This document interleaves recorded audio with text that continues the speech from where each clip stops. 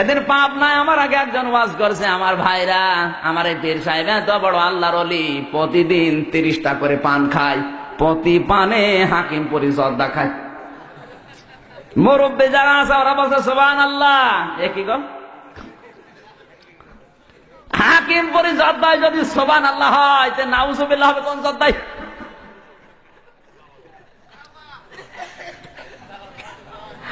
মানুষের একটা common sense নেই। আরে ভাই, ওয়াজ যদি শুনতে চান কোরআন দিয়ে শুনবেন।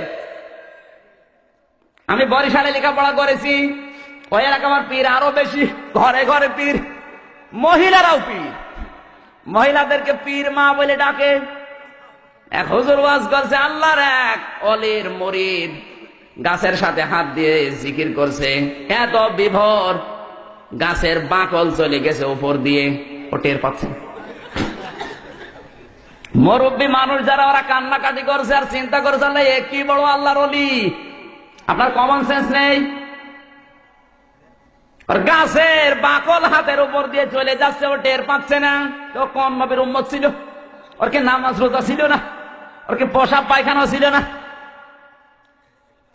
কোন ভণ্ড কি বলে, কমন সেন্সের সাথে বাস্তবতার সাথে মিল নেই। আন্দাজে আপনি সুবহানাল্লাহ পড়েন। ইসলাম তো এর নাম না। আপনাকে আল্লাহ বিবেক দিয়েছে।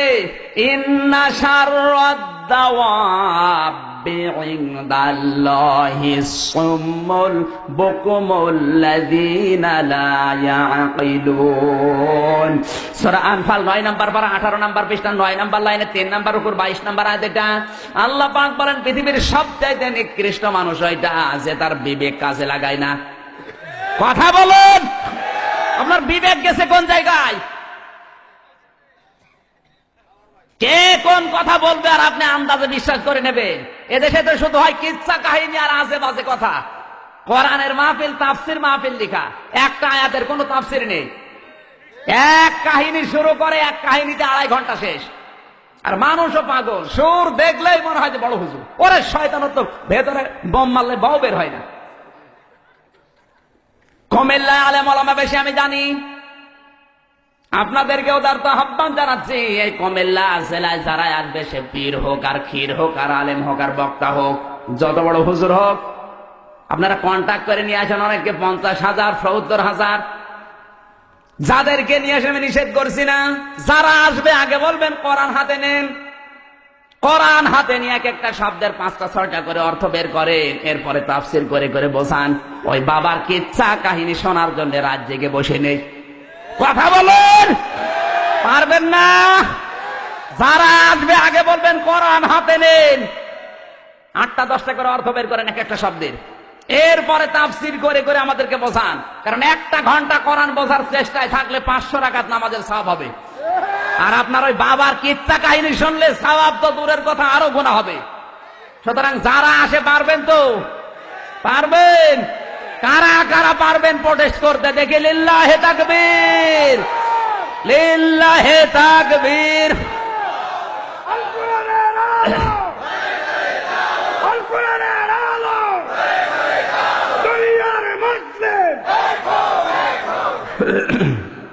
কষ্ট দিয়ে ফেললাম।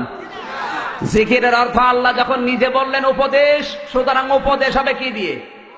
জোরে বলুন। কোরআনের উপদেশ দিলে যাদের ভেতরে আল্লাহ ধমকের ভয় আছে, ওদের কাজ হবে। সোনা যদি আপনি সারা জীবন আগুনের ভেতরে রাখেন, কিন্তু গলবে না, লাল টক টক করবে। সোনার উপরে কেউ যদি সোহাগা ছিটিয়ে দেয়, পানি হয়ে যাবে। কথা বলেন না কেন? মানুষের কলিজা ঠিক ওই রকম। সারা জীবন যদি বাবার কিচ্ছা কাহিনী বলেন, ও কিন্তু নরম হবে না। ওর সামনে যদি কোরআনের আয়াত পড়ে ব্যাখ্যা করে বোঝানো যায়, আমার আল্লাহ বলেন ওর দিল আমি নরম করে দেব। এখন থেকে কুমিল্লা যারা আসবে, কোরআন শরীফ ছাড়া কোনো ওয়াজ নেই। জোরে বলুন। কটিশন দিয়ে, দলিল দিয়ে কথা শুনতে হবে। ওসব কিচ্ছা কাহিনী তাফসির মাহফিলে, ওয়াজ মাহফিলে নিষিদ্ধ করা হলো। কি একমত আছেন না সবাই?